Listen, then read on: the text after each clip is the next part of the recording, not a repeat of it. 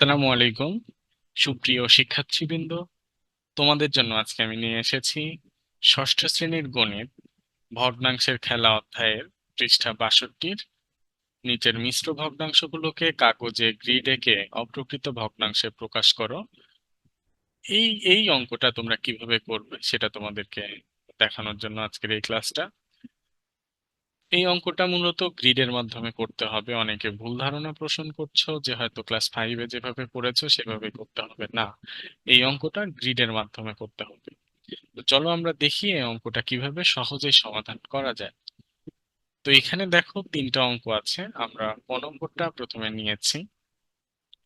ক নম্বরে দেখো 2/7 বা 2/7 এটাকে কিভাবে গ্রিডের মাধ্যমে প্রকাশ করব। এটা দুইটা অংশ, একটা হলো মিশ্র পার্ট, মিশ্র ভগ্নাংশের একটা অংশ, এবং অপ্রকৃত ভগ্নাংশের একটা অংশ, দুইটা অংশ। তার মানে আমাদেরকে দুইটা গ্রিড আঁকাইতে হবে, প্রথমে মিশ্র ভগ্নাংশের জন্য একটা, এবং মিশ্র ভগ্নাংশ থেকে অপ্রকৃত ভগ্নাংশে যে কনভার্ট হবে সেটার জন্য একটা। তো আমরা কয়টা কিভাবে গ্রিড আঁকাবো এটা একটা মেইন বিষয়। আমাদেরকে সবসময় খেয়াল রাখতে হবে এখানে আমাদের পূর্ণ সংখ্যাটা কত আছে। পূর্ণ সংখ্যা যত থাকবে তার থেকে এক বেশি নিব আমরা, তার থেকে এক বেশি নিব। তার মানে এখানে পূর্ণ সংখ্যা আছে 2, আমাদের ঘর নিতে হবে 3টা। ঘর নিতে হবে কয়টা? 3টা। এখানে পূর্ণ সংখ্যা যত থাকবে তার থেকে একটা ঘর বেশি নিব। আমাদের এখানে খ নাম্বার অনুরূপভাবে পূর্ণ সংখ্যা আছে 5, আমরা এখানে ঘর নিব কয়টা? ঘর নিব কয়টা? 6টা। আবার এখানে দেখো পূর্ণ সংখ্যা আছে 3, আমরা ঘর নিব কয়টা? 4টা। তো চলো আমরা দেখি ক নাম্বারটা কিভাবে সমাধান করা যায়। তো আমাদের প্রথমে আমরা কি করব, ভালো করে খেয়াল করো। আমরা এরকম একটা আঁকাবো, যেটা কয়টা ঘর নিব? 3টা। আচ্ছা, আবার পাশেও এরকমই একটা ঘর আঁকাইলাম। তোমরা এগুলো স্কেল দিয়ে করবে, আমি হাত দিয়ে করে দেখাচ্ছি। এরকমই সেম আঁকালাম এবং সেটা 3টা ভাগ করে নিলাম। এটা থেকে এটা হলো মিশ্র ভগ্নাংশের অংশ, এটা হলো অপ্রকৃত ভগ্নাংশ, যেটা কনভার্ট করবো সেটা।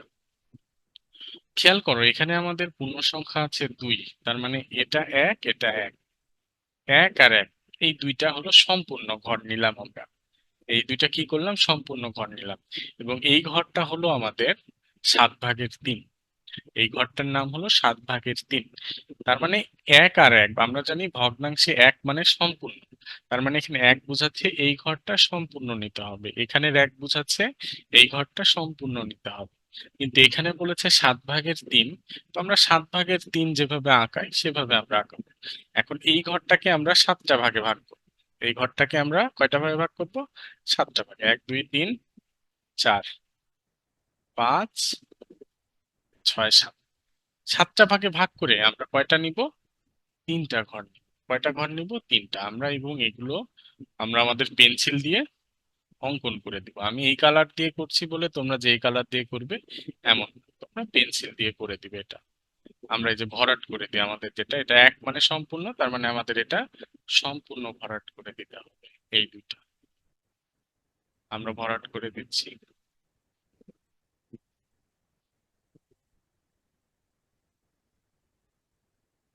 আর এটা আমাদের 7/3, মানে এখানে মোট 7টা ঘর আছে। 1 2 3 4 5 6 7, 7টা ঘর আছে। আমাদের ওপরে অথবা নিচ থেকে যে কোনো 3টা ঘর আমাদের পূর্ণ করে দিতে হবে। যে কোনো কয়টা ঘর পূর্ণ করে দিতে হবে? 3টা। একটা, দুইটা, এই যে এটা হলো আমাদের, এটা হলো আমাদের সেই মিশ্র ভগ্নাংশটা, 2/7। এখন খেয়াল করো এই মিশ্র ভগ্নাংশটাকে আমাদের অপ্রকৃত ভগ্নাংশে প্রকাশ করতে হবে। তো আমরা একটু রাফে দেখি। 2/7 এটাকে আমরা যখন মিশ্র থেকে অপ্রকৃত করি তখন আমরা কিন্তু দেখো 7 × 2 = 14 আর 3 17/7 ইজিলি আমরা এইভাবে করতে পারি, অথবা আমরা সূত্র দিয়ে আরেক লাইন বেশি করেও করতে পারি। তো এখানে আমাদের খেয়াল করো এটা একটা অপ্রকৃত ভগ্নাংশ, ওপরে বড় নিচে ছোট, বা লব বড় হর ছোট। এখন আমরা কি করব দেখো, আমরা এই অংশটা এটা হলো 17/7, ঠিক আছে, অপ্রকৃত ভগ্নাংশ। এখন খেয়াল করো আমরা মিশ্র অংশে এই যে লাস্টের যে ঘরটা এটাকে 7টা ভাগে ভাগ করেছিলাম।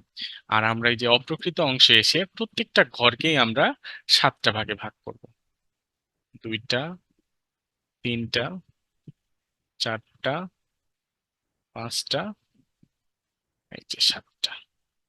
প্রত্যেকটা ঘরকেই আমরা কি করব, 7টা ভাগে ভাগ করে দিলাম। এখন খেয়াল করে দেখো, এখানে 7টা, এখানে 7টা, এখানে 7টা, মোট আমার ঘর হলো 21টা। কিন্তু আমাদের লাগবে কয়টা, 17টা। তাহলে আমাদের ঘর বেশি আছে 4টা।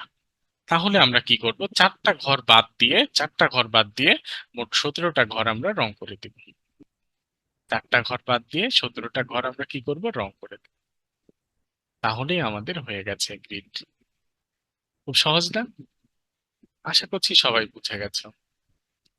যে কোনো 4টা ঘর তুমি বাদ দাও, যে কোনো 4টা ঘর। আমি মনে করো যে এরকম ভাবে 4টা বাদ দিলাম। আমি উপরে যেহেতু রং করে ফেলেছি, আমি এই রকম করে 4টা বাদ দিলাম। ওই সাইডে দেখো, আমরা এরকম ভাবে 4টা বাদ দিলাম, এখানে 3টা, এখানে একটা, মোট 4টা। যে কোনো 4টা ঘর তুমি বাদ দিলেই হবে। ঠিক আছে, তাহলে আমাদের ভগ্নাংশটা ছিল 2/3/7। সেখান থেকে আমাদের হয়ে গেল কি, 17/7। আশা করছি সবাই খুব সুন্দর করে বুঝে গেছো। পরের গুলো এইভাবে একই রকম ভাবে করতে হবে, শুধু খেয়াল রাখবা যে এখানে আমাদের পূর্ণ সংখ্যা কত আছে, 5। তার মানে এখানে মোট ঘর হবে 6টা। এবং লাস্টের ঘরটা কি, 8/5, মানে 8টা ভাগ করে 5টা ভাগ আমি এখানে রং করে দিব। এবং পরে অপ্রকৃত অংশে এসেও আমরা কিন্তু সবগুলো ঘরকে 8টা করে ভাগ করব। আবার গ নাম্বারে সবগুলো ঘরকে 5টা করে ভাগ করব। আশা করছি সবাই বুঝে গেছে।